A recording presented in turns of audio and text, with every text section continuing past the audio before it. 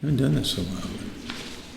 Welcome, Deal Doctor Livestream. It's Monday, 1 o'clock. In this market, the seller's market that we've been experiencing, we're seeing a lot of new language being used to entice sellers with a buyer's offer. And one of those phrases that we're seeing is inspections are for buyer's information only. I'll repeat that. Inspections are for buyer's information purposes only. Well, we had a situation that arose, and the listing agent came into my office and said, well, we had an offer that had that language in it, and lo and behold, once they had the inspections done, the buyer elected to terminate the contract.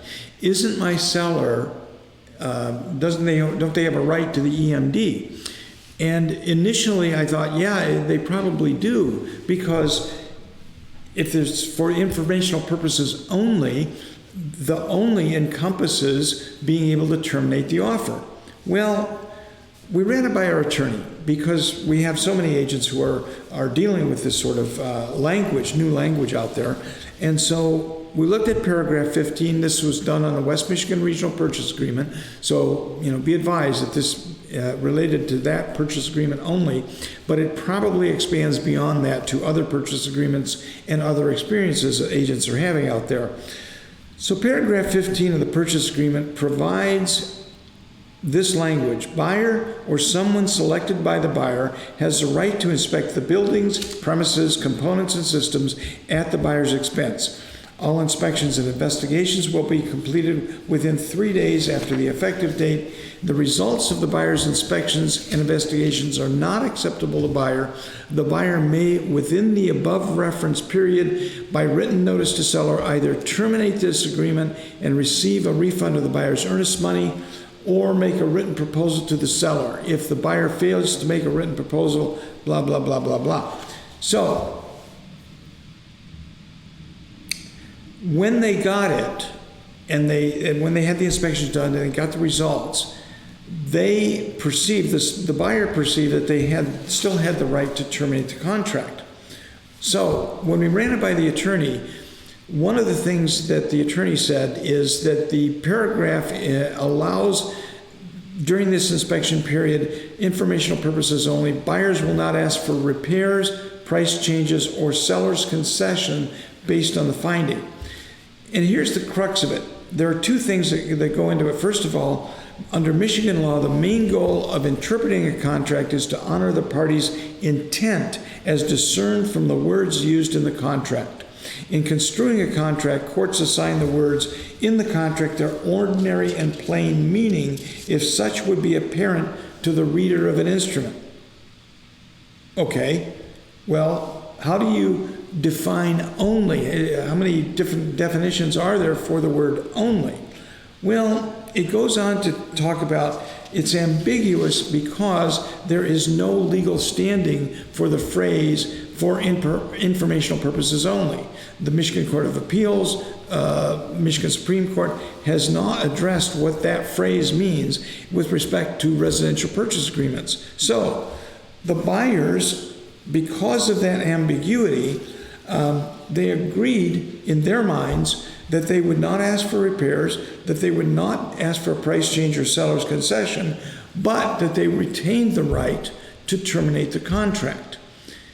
The seller perceived that the word only meant that they could not any longer exercise any of the tenets, the options within paragraph 15.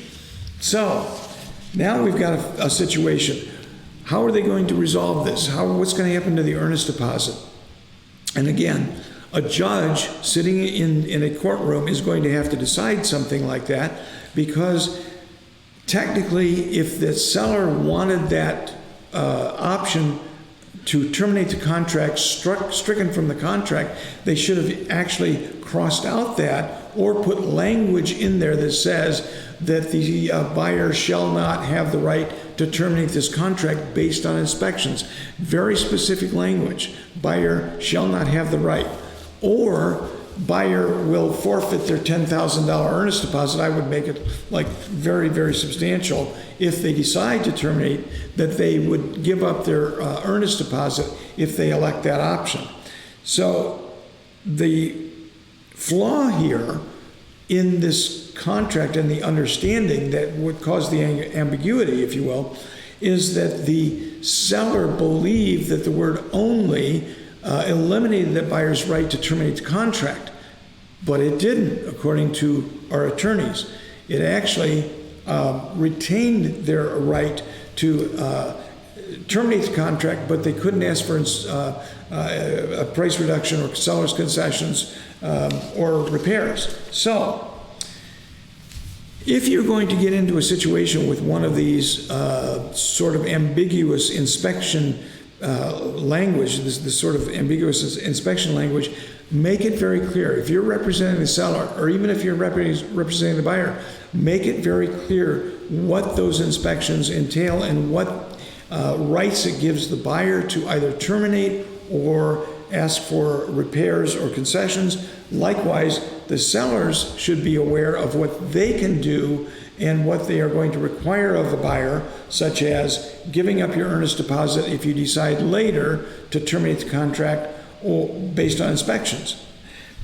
And I think that's a really important point, that we have to be always careful about thinking what the actual words are and what the intent is, what the literal translation of the document says, as opposed to how it can be interpreted in a court of law.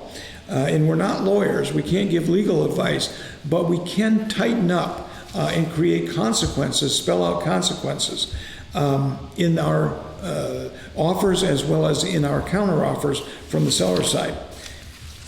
Going to the issue of intent, I think it's really important that many of the contracts we have are not time is of the essence contract. I'm shifting a little bit into a slightly different topic here, but it's not time, they're not time is of the essence contracts. That is, the deadlines that are in the contract for closing the contract, for closing the sale, are not necessarily structured in a way that gives that seller or the buyer the right to terminate that contract without expressly stating so in an addendum. For example, buyer writes a contract with an end date of May 31st.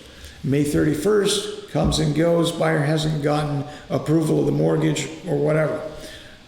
Some might say that it was the seller's fault because they didn't get a survey ordered in time.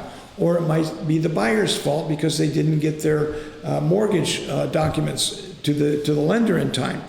Well, what happens quite often is they start kicking the can down the road. The seller doesn't want to terminate the offer. The buyer doesn't want to terminate the offer. They go days, weeks, sometimes even months without an actual extension to the contract. That action in and of itself, kicking the can down the road like that, will establish intent in the eyes of the court. So when you get in a situation where a deadline is passed, it is important to create a document to terminate the contract so that the intention of your seller, for example, is clear and there's no argument in these contracts that are not times of the essence contracts. So, kind of a short one today, but I hope full of information, particularly if you get an offer that says the inspections are going to be for information purposes only. So, thanks for joining, and we'll see you next week.